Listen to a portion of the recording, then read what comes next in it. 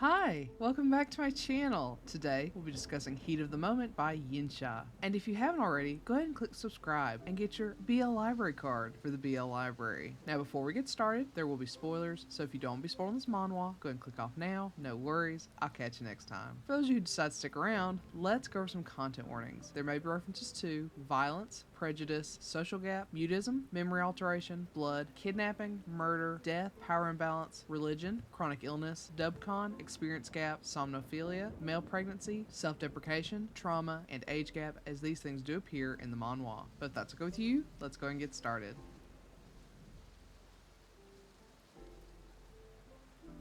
Hyun is a goblin. He's a half-goblin, a creature that lives beyond the average human lifespan, can carry a pregnancy regardless of gender, and is known to seduce and trick humans. They're feared and hated, so when Hyun was small, his mother scrounged every penny she had to have a seal cast on him. Unfortunately, as a poor single mother, she couldn't afford a complete seal, and though it sealed away the goblin part of Hyun, it unfortunately sealed away his voice and parts of his memories too. And despite her best efforts, his identity as a half-goblin is still clearly visible. It can be seen by the color of his eyes, one gold and one violet, and by the color of his hair, streaked with gold. As a result, he and his mother have lived as outcasts on the outskirts of their village, avoiding everyone who wishes to bully and harm Hyun. All of that changes, however, when the new young emperor, Ju Hee-yeon, is on the hunt for a goblin. Hee-yeon has been sickly, chronically so, to the point it's impeding his ability to lead. It's all due to his bloodline, which carries the blood of dragons. It's manifested in Hee-yeon with fevers and painful scales along his back. It's said that only by lying with a goblin that he will be healed. So Hee-yeon sends out a small group of soldiers who successfully hunt down Hyun and bring him back to the palace, leaving his sickly mother alone. The two lie together and, as expected, Hee-yeon's fever and pain subside. But beyond the newfound freedom Hee-yeon has gained thanks to Hyun, Hee-yeon finds himself entranced by the half-goblin. He wants to know more about this beauty and is determined to find a way to remove Hyun's seal. All the while, however, Hyun longs to see his mother again. But when Hyun sends out a party to find his bedmate's mother, there's no sign of her anywhere. Just what secrets lie in Hyun's locked memory, and how will Hyun keep the wily goblin by his side?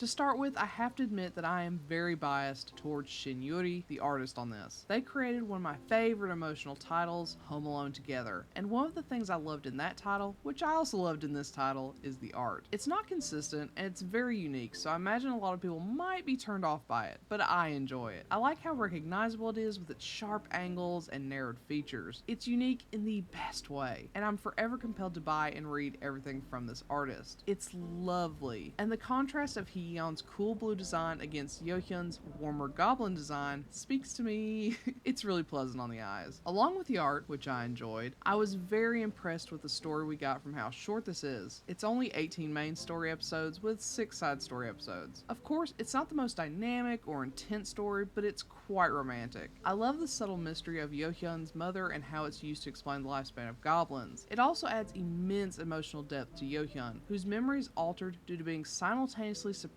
by the seal and by his need for human connection. He sees his mother and presumes her to still be alive, though she died many years prior. But this plot element also helps to develop Hyun, who could easily have been portrayed as a cold and heartless emperor, using Hyun without regard for his wants or needs. But he actually feels for Hyun. He's determined to free him from the shackles of the seal, and he longs to learn more about him. Though he's hesitant at first, he does go out of his way to try to find Hyun's mother when he asks for her, which is when the big reveal occurs. It shows that he wants to make Hyun happy, even if it means he might end up losing Hyun's attention and time. Unfortunately, because the story is so short, we don't get much more lore beyond that, especially when there's so much smut, romance, fluff, and the like involved in an already tight-packed story. I would love nothing more than for this to be extended. There are so many elements that I would love to explore. One example is Hyun's dragon blood. It's used to bring Hyun and Hyun together, of course, but beyond that, it doesn't really play a role. I'd have loved to know if it extended his life so he and Yohyun could be together forever, or if it did anything for him beyond making him ill, but here we are. Another aspect of the story that I have to complain about, and complain about frequently when it appears in other works, is the pregnancy. We do get male pregnancy, which I love. However, it ends with no baby reveal. Such pain, such anguish.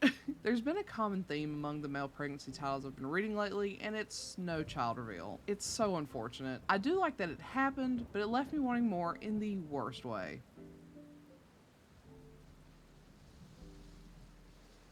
With all that being said, overall, I really like this. There are a lot of elements I really enjoy, such as male pregnancy, the romance, the fantastical elements, and the smut, of course, but it also left me painfully wanting. There's only so much that can be expected of a story that's 18 main episodes long, but there was so much potential there. This could have easily been 100 episodes long with all the fantasy and romance, but we're left with the bare bones necessary to develop the romance and smut. It's really nice, but there could be so much more. So, have you read Heat of the Moment? If so, what do you think? Do you agree with my assessment? Do you not? Let me know in comment below. Otherwise, I'll catch you next time. Bye!